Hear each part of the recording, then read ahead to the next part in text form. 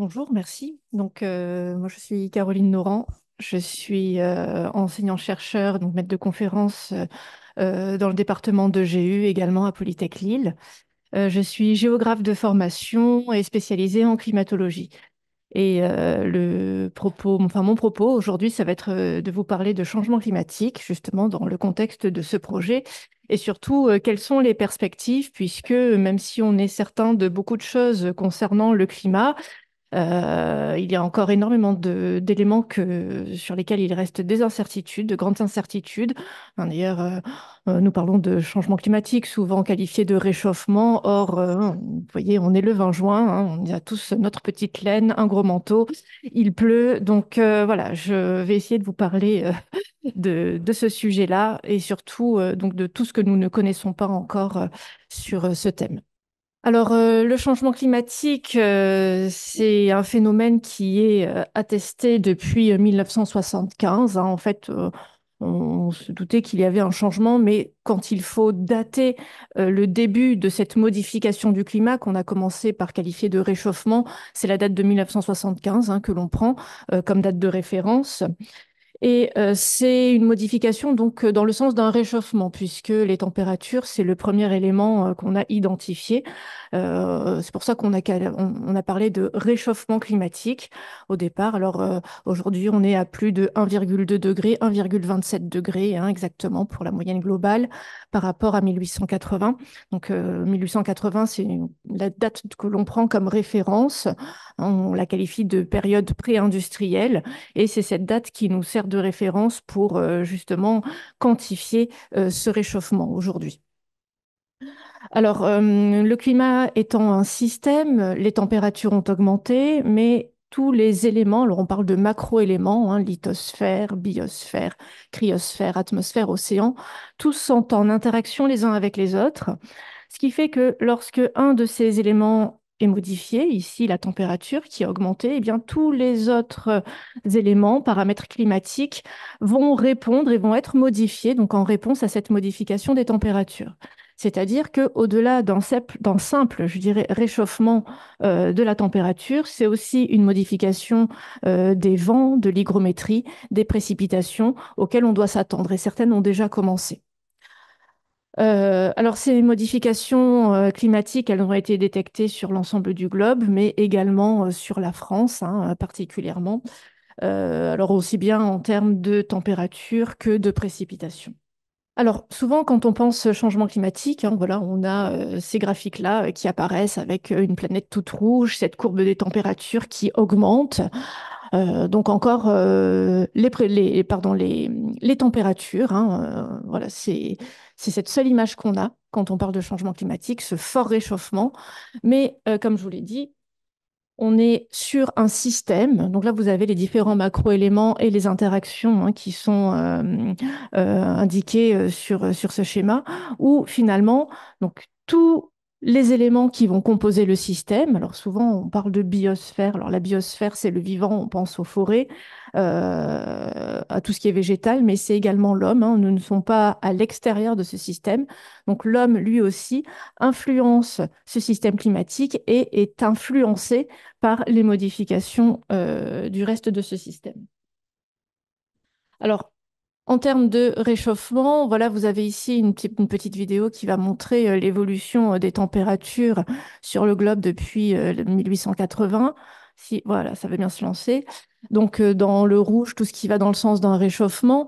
Alors, vous voyez que au début du siècle, on est sur assez peu d'évolution et là, progressivement, dans les années 30-40, on commence à avoir un réchauffement sur les hautes latitudes au niveau de l'Arctique, puis ça se calme, années 70, et là, à partir de 1975, vous voyez, les couleurs passent à l'orange, au rouge, ça se réchauffe, hein, ça se réchauffe énormément. Donc là, voilà, vous avez cette augmentation des températures ici. Là, on est sur la période 2018-2022, avec un réchauffement sur l'ensemble du globe, et plus particulièrement sur les continents de l'hémisphère nord et sur les hautes latitudes de l'hémisphère nord. Alors pourquoi ça se réchauffe particulièrement à cet endroit? C'est essentiellement à cause d'un changement d'état de surface, hein, puisque les glaces de l'Arctique ont fondu sur une grande partie de l'année. Ça a modifié donc l'albédo de ces surfaces-là, et ces surfaces qui avant renvoyaient de très grandes quantités d'énergie vers l'espace sans les absorber. Maintenant, au contraire, elles sont remplacées par de l'océan qui, lui, va absorber cette énergie et va s'en servir pour réchauffer la surface. Alors, on voit malgré tout que sur certaines zones, les températures n'ont que très peu augmenté, hein, voire des refroidissements, notamment sur le nord de l'Atlantique Nord et sur une petite zone dans l'Antarctique, sur la mer de Weddell, où là, au contraire, on a un réchauffement. Ça signifie que derrière ce 1,2 degré d'augmentation moyenne, hein, 1,27 degrés exactement, en fait, on a de très fortes disparités régionales, puisque à certains endroits, les températures ont augmenté de plus de 3 à 4 degrés, et d'autres, au contraire, où les températures ont diminué. Donc c'est quelque chose de beaucoup plus complexe, hein. Finalement, on se rend compte que un chiffre, là juste une moyenne, ça n'est pas très représentatif régionalement, hein, encore moins localement, de ce qui peut se passer. Alors, vous avez ici une autre vision, puisqu'en fait, ces augmentations, donc selon les dates que l'on prend, selon les échelles aussi de couleurs, eh bien, elles vont avoir des représentations différentes. Donc c'est pour ça qu'il faut toujours prendre du recul aussi par rapport à ce que l'on peut voir dans les médias. Donc comme je vous disais, cette augmentation des températures, elle est très différenciée régionalement. Alors elle concerne l'ensemble du globe, mais également elle va concerner la France. Alors en France, l'augmentation des températures est de plus de 1,4 degré depuis la période pré-industrielle. Donc en France, ça s'est encore plus réchauffé que dans le reste du monde. Et même quand on regarde donc la carte du réchauffement en France, on se rend compte que d'une région sur l'autre, ce réchauffement n'est pas le même. Hein, ça s'est beaucoup plus réchauffé dans le Grand Est et dans toute une moitié est de la France que sur le reste de la France, même si les Hauts-de-France ne sont pas en reste, hein. Vous voyez que l'augmentation est importante, elle aussi. Alors, plus en détail, en fonction du type de paramètres que l'on étudie, puisque là, pour l'instant, on regardait juste les températures moyennes, mais encore une fois, on peut faire une distinction entre les températures moyennes. Alors là, on est juste sur les Hauts-de-France, hein, c'est la station de l'île-les-Quins ou des stations, d'autres stations des Hauts-de-France. Euh, voilà, donc sur ce graphique-là, on est sur les températures moyennes annuelles. Donc encore une fois, on remarque une augmentation. Enfin, quels que soient les paramètres, de toute façon, ça se réchauffe, hein. On voit une augmentation dans le sens d'un réchauffement. Mais ici, vous avez les températures moyennes annuelles, donc qui se réchauffent.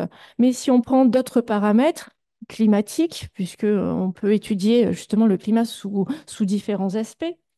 euh, et notamment, donc là, vous avez les températures maximales ici. Là aussi, on remarque une augmentation de ces températures maximales. Si on prend encore un autre paramètre, là, ce sont en dessous les températures minimales, hein, en bas à droite. Eh bien, elles aussi, les températures minimales augmentent. Alors, celles-là, en général, température maximale, température minimale, souvent, elles sont associées dans l'étude des îlots de chaleur urbains, hein, où, à travers l'accroissement de la ville et la densification, justement, du milieu urbain, on voit que ces deux paramètres augmentent. Alors, souvent, la question, c'est est-ce que, justement, cette augmentation, elle est due à un changement climatique, un réchauffement de fond, ou est-ce que c'est juste l'îlot de chaleur urbain, hein, et l'extension de la ville qui va provoquer ces augmentations de température? Alors, il y a de nombreux débats à ce sujet. Bien évidemment, l'îlot de chaleur urbain contribue au changement climatique, mais on a remarqué que même dans les petites villes qui ne s'étaient pas étendues, donc dans lesquelles on ne trouve pas une trace exclusive de l'îlot de chaleur urbain, eh bien, ces températures, aussi bien minimales que maximales, augmentaient aussi. Donc, effectivement, l'îlot de chaleur urbain contribue très certainement au changement climatique de fond, mais on a aussi un changement climatique, même si on ne se trouve pas dans la ville. Autre paramètre, le nombre de journées chaudes. Alors là, on est sur quelque chose avec une variabilité interannuelle plus marquée, mais encore une fois, la tendance de fond des journées chaudes, hein, du nombre de journées chaudes dans les Hauts-de-France augmente, hein. C'est ce que l'on voit sur le graphique de gauche. Et sur le graphique de droite, on a affaire également à des jours particulièrement chauds, c'est-à-dire le nombre de jours dont la température est 5 degrés supérieure à la moyenne. Et là encore, on se rend compte que ce nombre de jours très chauds augmente au fur et à mesure de la période d'étude. Donc régionalement, on retrouve le signal de ce changement climatique dans le sens d'une hausse des températures, même si vous voyez que cette hausse n'est pas régulière, hein, d'une année sur l'autre. On a plus ou moins de jours chauds, de jours très chauds. Ça tient à la variabilité interannuelle du climat, donc une variation d'une année sur l'autre qui est parfaitement naturelle, mais la tendance de fond va dans le sens d'un réchauffement, hein, indéniablement, et même à l'échelle de la région. Alors là, vous avez le nombre de nuits tropicales, hein, qui était quasi inexistante avant les années 90. Elles étaient très peu nombreuses et vous voyez que depuis 1990, elles augmentent et particulièrement sur la dernière décennie. Euh, alors les nuits tropicales, ce sont les nuits pendant lesquelles les températures ne descendent pas en dessous de 21 degrés. Là, on est dans les Hauts-de-France, hein.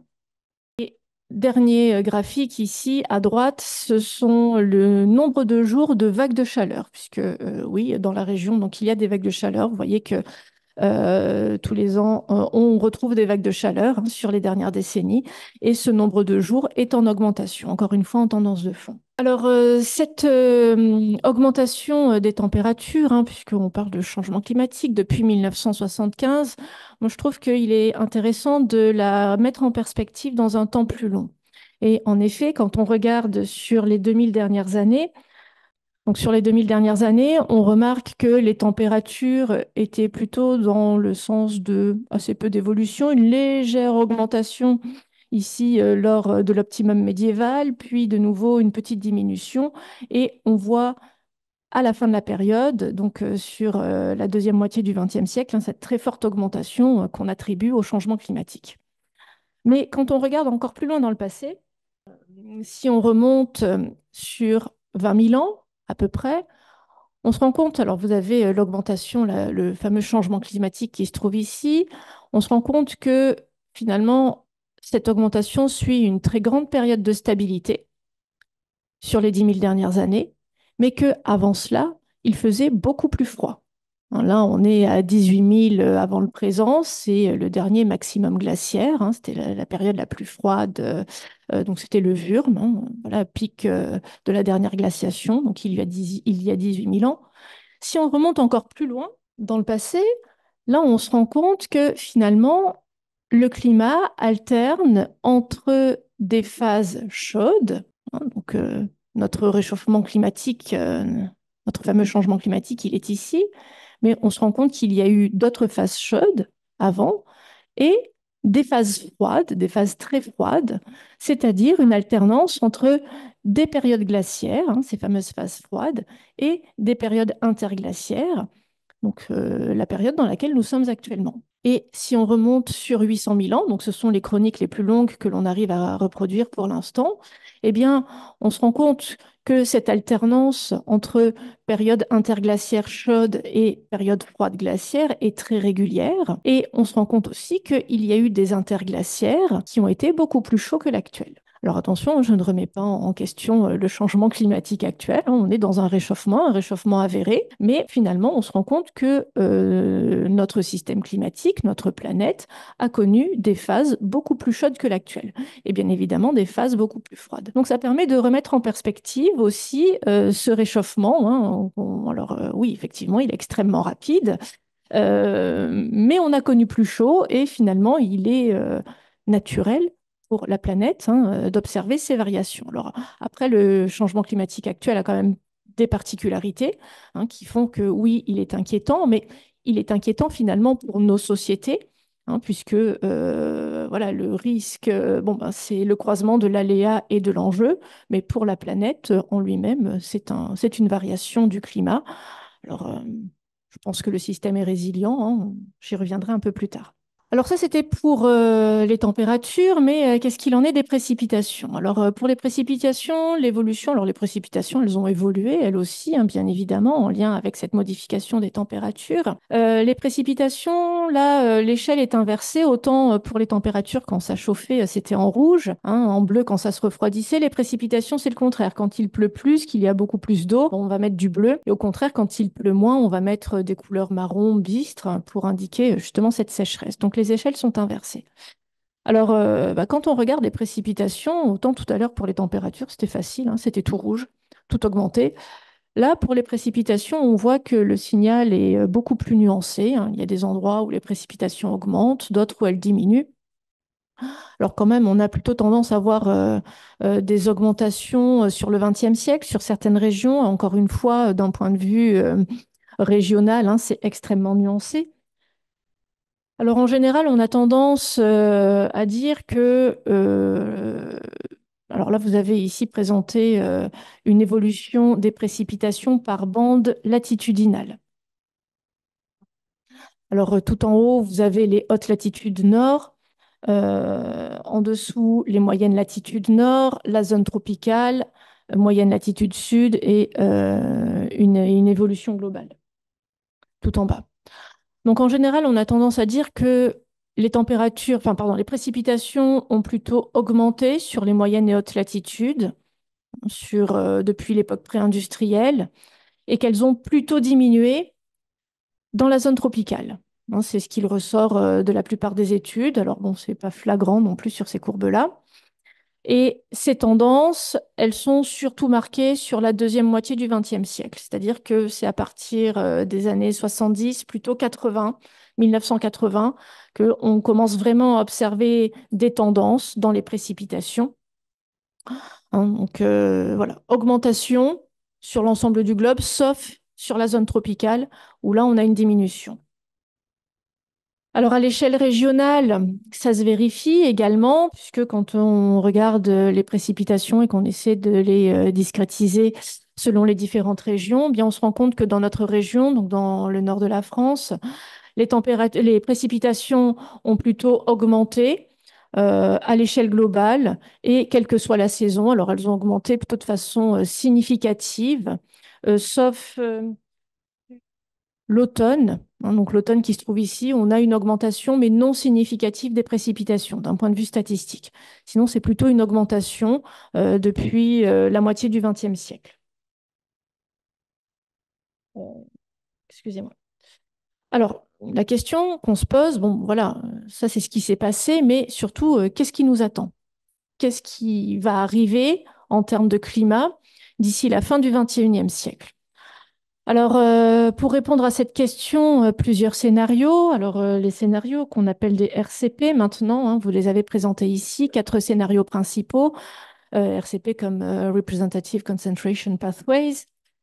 Euh, alors, tout en bas, le scénario idéal, hein, le scénario dans lequel on arriverait à prendre les mesures de réduction des émissions de gaz à effet de serre et qui nous éviterait une hausse trop importante des températures, puisque voilà, on les calibre par rapport aux températures, ces scénarios.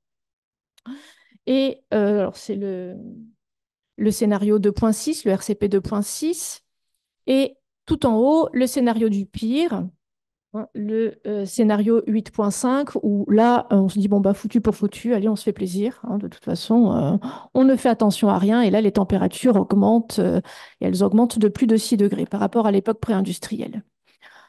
Euh, Or, COP de Paris, donc les COP sont les conférences des parties, hein, tous les ans, les pays se réunissent pour décider, enfin, essayer de décider de l'avenir climatique du monde. Donc 2015, conférence des parties de Paris, le monde s'accorde pour ne pas dépasser les 2 degrés d'augmentation des températures par rapport à la période pré-industrielle. Alors pourquoi 2 degrés? J'y reviendrai plus tard. Alors 2 degrés, ça veut dire qu'il faudrait idéalement rester sur le RCP 2.6. Or, actuellement, nous nous situons entre les deux RCP intermédiaires, plutôt sur le troisième RCP, le 4.5, qui, lui, nous fait, enfin, le 4.5, pardon, c'est le deuxième. Le troisième, c'est le 6. Donc là, en ce moment, on est entre ces deux scénarios qui nous font dépasser largement les 2 degrés. Alors en 2019, on a dit non, finalement, ce n'est pas 2 degrés qu'il ne faut pas dépasser, c'est 1,5 degré. Alors là, pareil, pourquoi 1,5 degré, pourquoi 2 degrés? J'y reviendrai plus tard, hein. C'est dû à des effets de seuil. Euh, Conclusion du GIEC, puisqu'on a demandé au GIEC un rapport spécial. Voilà. Alors, si on dépasse de 1,5 degré les températures au lieu de 2 degrés, qu'est-ce qui se passe? Est-ce que c'est mieux pour le climat? Qu'est-ce qu'il en sera pour nos sociétés? Conclusion du GIEC, ce sera moins pire avec 1,5 degré d'augmentation qu'avec 2 degrés. Ce sont les termes propres du GIEC, hein. Alors, en termes de température, de précipitation, d'événements extrêmes, hein, etc., tous les paramètres climatiques sont passés en revue. 1,5 degré d'augmentation, ce sera moins pire que 2 degrés. Voilà, c'est le GIEC qui le dit. Alors pourquoi? Eh bien, vous avez présenté ici sur la gauche différents planisphères avec les prédictions de température pour la fin du siècle. Alors, voilà. Alors, les prédictions sont présentées ici en colonne à différentes échéances. Donc, la colonne de gauche, ce sont les prédictions pour le milieu du 21e siècle, donc pour 2050, une moyenne autour de 2050. La colonne du milieu, ce sont les prédictions pour 2100 et la colonne de droite, les prédictions pour 2200. Puisque effectivement, c'est pas parce qu'on arrivera en 2100 que le climat va s'arrêter d'évoluer.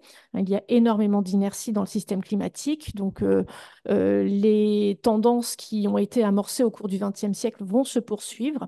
Et elles se poursuivront encore après 2200. Mais bon, d'ici là, c'est peut-être un peu loin pour faire des prédictions. Donc, on s'est arrêté à 2200. Et en ligne, vous avez les différents scénarios envisagés. Donc, en haut, le RCP 2.6, donc le RCP idéal, hein, le scénario idéal où on arrive à arrêter nos émissions de CO2, en tout cas à les limiter au maximum. Et donc le RCP 4.5 en deuxième ligne, le RCP 6 en troisième ligne, et tout en bas, le scénario du pire, hein, le RCP 8.5. Donc, ce que l'on voit, c'est que à part dans le premier scénario, donc le scénario idéal, où l'augmentation de température sera limitée, hein, elle sera à peu près tenue. Donc on voit une augmentation de température pour 2050, mais qui se stabilise finalement sur 2100 et 2200. Donc les températures augmentent, hein, elles augmentent plus sur les hautes latitudes, mais finalement on arrive à tenir cette augmentation de température. Et bien dans tous les autres scénarios, l'augmentation de température eh bien, est de plus en plus importante en fonction des quantités de gaz à effet de serre émis. L'augmentation gagnera surtout les continents de l'hémisphère nord et les hautes latitudes de l'hémisphère nord. Donc en fait, ce sont les tendances qui ont déjà commencé à, euh, à être étudiées, hein, qu'on a déjà remarqué, qui vont s'amplifier pour la fin du siècle et pour la fin du 22e siècle. Et bien évidemment, alors vous avez le scénario du pire, celui-là on ne l'envisage même pas, hein, le scénario 8.5, où là, à l'horizon 2200, vous voyez, la planète est toute rouge, on a plus de 10 degrés d'augmentation. Donc là, pour l'instant, on n'envisage même pas ce scénario. Alors, l'augmentation de température sera présente. On voit juste qu'elle sera plus ou moins importante en fonction du scénario sur lequel les émissions de gaz à effet de serre se caleront. Alors en vidéo, voilà ce que ça donne. Donc à partir de l'année 2000, donc toujours dans le sens du rouge, les augmentations. Donc on voit que les augmentations vont d'abord gagner les hautes latitudes de l'hémisphère nord, puis ensuite s'étendre au continent, hein, surtout au continent de l'hémisphère nord. L'hémisphère sud ne sera pas épargné et finalement les océans s'échaufferont également, hein, ils s'échaufferont moins que le reste des continents, que le reste du globe, mais au final on arrive sur une planète, vous voyez, entièrement rouge, avec des augmentations de température ici qui dépassent les 8 degrés sur les hautes latitudes. Et sur les continents, on a des augmentations de température comprises entre 4 et 6 degrés. Alors, encore avec des nuances régionales. Là, on est sur le scénario 8.5, hein, c'est le scénario du pire. Mais Actuellement, donc je vous ai dit, on se situe entre les scénarios 4,5 et 6, c'est-à-dire des augmentations de température en moyenne autour de 4 degrés. Donc on est loin des 2 degrés visés par les accords de Paris. Pour les précipitations, eh bien encore une fois, des modifications sont attendues. Alors ces modifications, là j'ai pris le scénario 8,5, donc le scénario du pire, puisque c'est là-dessus que sur celui-là qu'on voit le mieux les tendances, hein. Mais on va retrouver les mêmes tendances sur les autres scénarios. Alors là, cette fois, on va retrouver toujours en colonne les différentes échéances, donc 2050 sur la colonne de gauche, 2100 sur la colonne du milieu, 2200 sur la colonne de droite. Mais en ligne, on va avoir les différentes saisons, hein. Donc là, une différenciation saisonnière pour ces évolutions des précipitations, mais finalement, ce que l'on voit, eh bien, encore une fois, c'est que les traits qui sont apparus au cours du XXe siècle vont s'accentuer dans les décennies à venir, c'est-à-dire qu'on s'attend à une augmentation des précipitations sur les moyennes et hautes latitudes, une augmentation également sur une bande équatoriale, hein, qu'on n'observait pas jusqu'à présent dans les tendances passées, et un assèchement sur les zones tropicales. Donc ce que l'on a déjà vu devrait se poursuivre. Alors bien évidemment, en fonction du scénario envisagé, on va retrouver des nuances, hein, c'est-à-dire que l'augmentation de température sera plus ou moins importante en fonction du scénario, tout comme l'évolution des pluies, hein, elle aussi sera plus ou moins importante en fonction du scénario sur lequel on se dirigera. Mais ça, on ne le sait pas. Alors, c'est une décision qui dépend, on pourrait dire qu'on la maîtrise finalement, puisque les émissions de gaz à effet de serre, c'est nous qui les émettons, donc on pourrait dire qu'on a la main dessus, mais comme finalement ça dépend de tout le monde, eh bien non, en fait, nous ne maîtrisons absolument rien. Alors si on regarde pour la France, puisque là je vous ai fait des présentations pour le monde, pour la France, alors là ce sont les données issues de la plateforme DRIAS. Alors pour la France, on se rend compte que, alors là vous avez les deux RCP. Alors, le RCP 4,5, donc on est plutôt sur celui-là actuellement, sur la ligne du haut. Sur la ligne du bas, c'est le scénario du pire, le 8,5. Bon, on voit que les deux vont dans le même sens, hein, finalement, alors toujours avec des modulations au niveau des quantités. Mais on se rend compte que aux différentes échéances, eh bien, on va aller d'abord vers une augmentation des précipitations en France, hein, surtout sur les Hauts-de-France. Puis, une fois un maximum atteint, à l'horizon 2100, on se rend compte que les pluies vont diminuer pour aller vers un assèchement. C'est-à-dire que là, pour l'instant, nous avons commencé à avoir une augmentation des pluies en Hauts-de-France. Cette augmentation va se poursuivre jusque vers la moitié du siècle, à peu près. Et d'ici la fin du siècle, les précipitations devraient de nouveau baisser pour être inférieures à ce qu'elles étaient lors de la période pré-industrielle, période de référence. Alors, reste la question aussi des précipitations extrêmes, puisque les précipitations extrêmes, c'est un vrai problème. Or, modéliser les précipitations extrêmes, c'est compliqué, puisque la modélisation se base sur des moyennes, hein. Un modèle, ça travaille sur des moyennes. Or, les extrêmes sortent de la moyenne. Donc, c'est quelque chose de très compliqué, mais quand on regarde par le passé, on se rend compte finalement que les précipitations extrêmes ont eu tendance à augmenter. Et ceux qui se sont amusés à tenter des prédictions justement de l'évolution de ces précipitations extrêmes, alors bon, on obtient toujours des résultats, hein, mais ces résultats montrent une augmentation de ces précipitations extrêmes, donc ça devrait poursuivre les tendances déjà commencées, et une augmentation surtout sur les continents. Donc, c'est ce à quoi on pourrait s'attendre dans le futur. Mais alors là, avec une énorme incertitude, puisque justement, comme je vous le disais, les modèles sont faits pour travailler sur des moyennes et ce type de phénomène sort de la moyenne. Oui, pardon, parce que je vous parlais à l'instant de diminution des précipitations totales associées à une augmentation des extrêmes. Et en fait, cela irait de pair avec une modification des régimes de précipitation.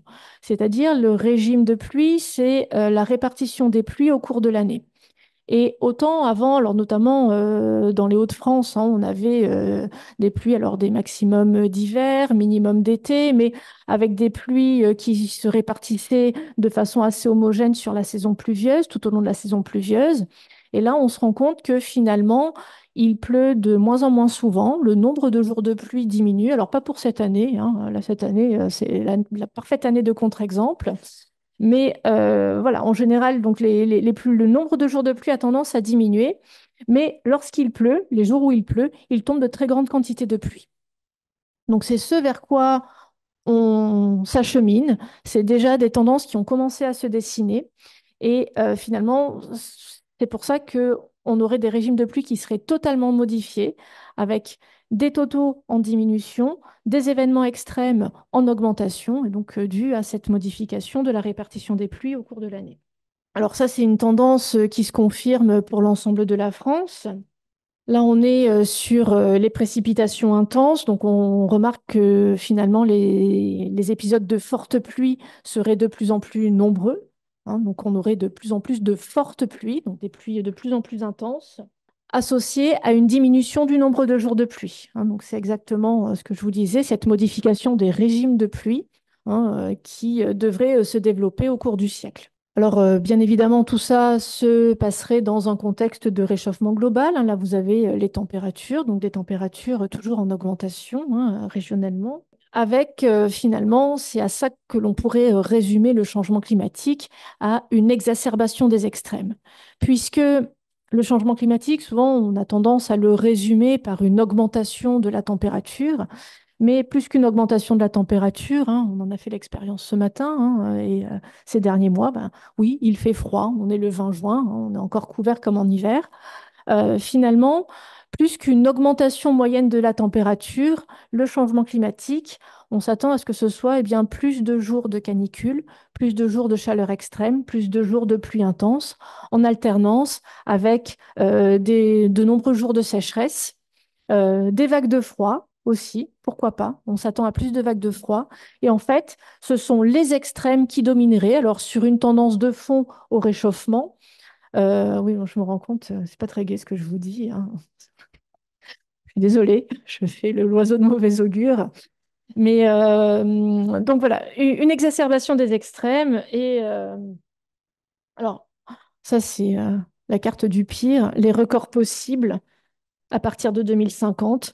Bon, vous voyez, dans notre région, on dépasse les 50 degrés, 54 degrés, oui, ce sont bien des degrés Celsius.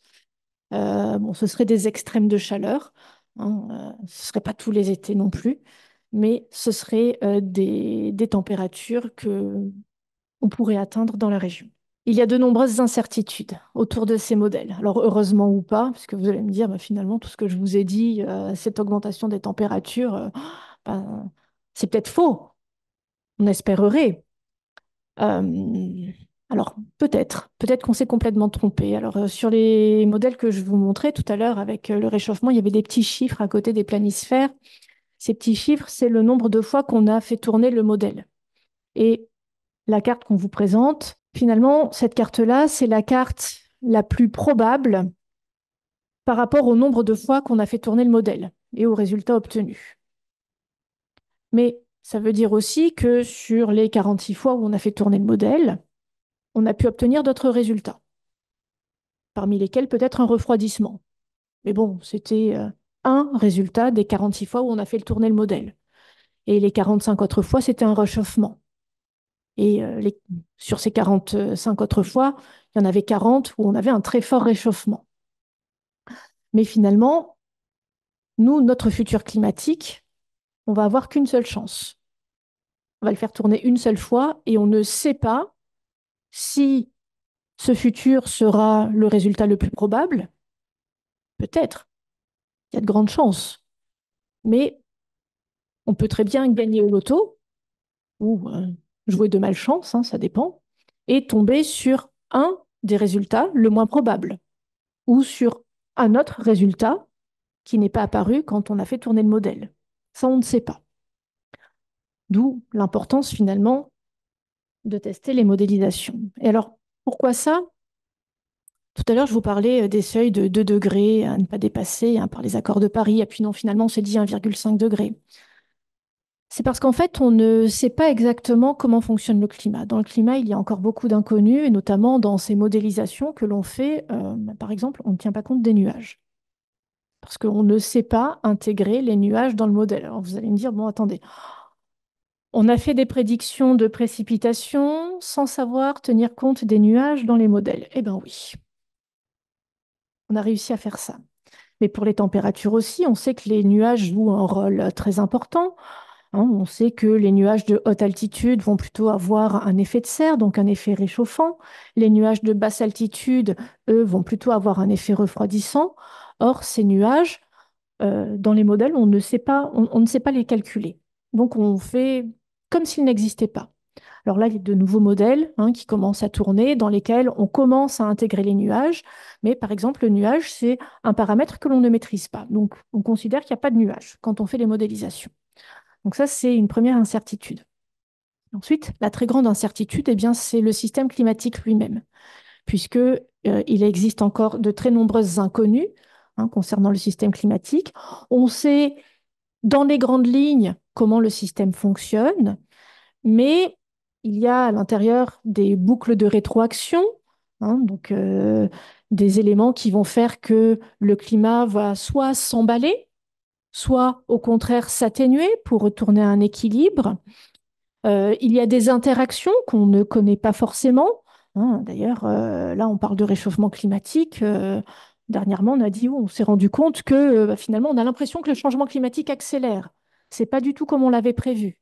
Oui, parce qu'il y a des interactions au sein du climat qui vont amplifier les réponses du climat.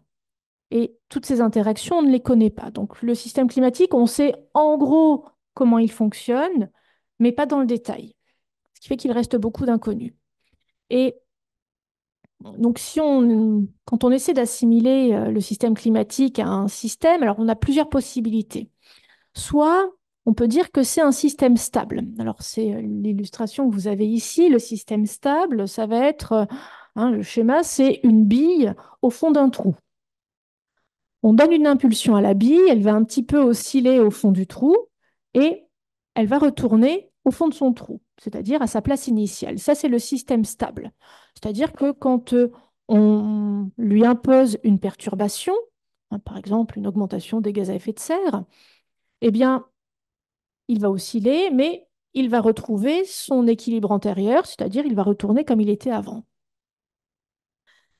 Autre possibilité, le système instable. Alors là, le système instable, autre illustration, là, cette fois, vous avez une bille qui est positionnée sur un sommet. Et là, si on donne une impulsion à la bille, eh bien, elle va tomber d'un côté ou de l'autre du sommet. Elle va rouler tout en bas de la pente et elle va se stabiliser à un endroit différent de sa position initiale, sans possibilité de retour en arrière. C'est par exemple l'oscillation entre les périodes glaciaires et les périodes interglaciaires, où on a deux états qui sont très différents l'un de l'autre. Alors, question, finalement, à quoi ressemble le plus le climat? Est-ce qu'il est stable? Est-ce qu'il est instable? Quand on regarde les 20 000 dernières années, ou les 10 000 dernières années où il était extrêmement stable, où on avait finalement très peu de variations, juste de la variabilité interannuelle, donc une variation d'une année sur l'autre, mais qu'il y a assez peu de variations, très peu de réchauffement ou peu de refroidissement sur 10 000 ans, on aurait plutôt tendance à dire qu'il est stable. Mais quand on regarde l'alternance glaciaire-interglaciaire, là, on se dit, finalement, le climat serait plutôt instable. Alors, entre les deux, on a la dernière possibilité, et on penche plutôt pour celle-là concernant le climat, c'est le système métastable, c'est-à-dire un mélange de stabilité et d'instabilité, où là, vous avez la bille au fond de son trou. Si on lui donne une impulsion pas trop forte, elle va osciller au fond du trou et y retourner, phase de stabilité, les 2000, 10 000 dernières années. Mais si l'impulsion est trop forte, là, la bille risque de passer au-dessus d'un seuil. Donc, vous avez deux seuils ici. Et en passant au-dessus de ce seuil, elle va dévaler la pente et aller se stabiliser loin de sa position initiale. et surtout sans possibilité de retour à l'état antérieur. Et finalement, c'est là qu'on retrouve l'intérêt des limites de température à ne pas dépasser, hein, qui ont été énoncées lors des conférences des parties. 2 degrés, il ne faut pas dépasser les 2 degrés. Ah non, il ne faut pas dépasser 1,5 degré. Pourquoi? Eh bien, c'est parce que on estime que les seuils à ne pas dépasser pour ne pas basculer vers l'inconnu se situent à 2 degrés en 2015, puis non, finalement, plutôt 1,5 degré en 2019. Aujourd'hui, on est encore sur la limite de 1,5 degré. Et finalement, ces limites à ne pas dépasser, donc ce seraient les seuils du changement climatique, enfin les seuils du climat, hein, qui nous feraient basculer vers autre chose. Alors pourquoi d'abord 2 degrés, 1,5 degré? Alors là, ça ne va pas vous rassurer, c'est parce qu'en fait, ces seuils, donc on pense qu'ils se situent dans cet ordre de grandeur. On se doute qu'il existe des seuils qui feraient basculer le climat, mais en fait, on ne sait pas où ils sont. On ne les connaît pas. C'est pour ça qu'on était d'abord à 2 degrés. Après, on dit non, allez, on est peut-être un peu trop optimiste. On va rabaisser la barre à 1,5 degré. Mais en fait, on ne sait pas combien sont les seuils. Et alors là, je vous achève. En fait, peut-être qu'on a déjà dépassé ces seuils, mais qu'on ne le sait pas. Bon, petite conclusion quand même. Donc, ces incertitudes, finalement, vous voyez qu'elles nous permettent de garder de l'espoir, malgré tout, je pense. Non, non, non, on ne rigole pas. Donc, un contexte de réchauffement, hein, ça, je crois que malgré ce début d'été très froid, hein, qu'on attribuera à de la variabilité interannuelle, on a quand même un réchauffement de fond, hein, qui a lieu, donc qui va avoir des impacts sur tous les paramètres climatiques, également sur les extrêmes, hein, je ne vais pas y revenir, mais malgré tout dans un contexte d'incertitude, puisque voilà, le fonctionnement même du système climatique n'est pas très bien connu, on sait dans les grandes lignes, mais il reste encore de nombreuses inconnues qui laissent justement toute la place à la recherche pour les prochaines années. Je vous remercie.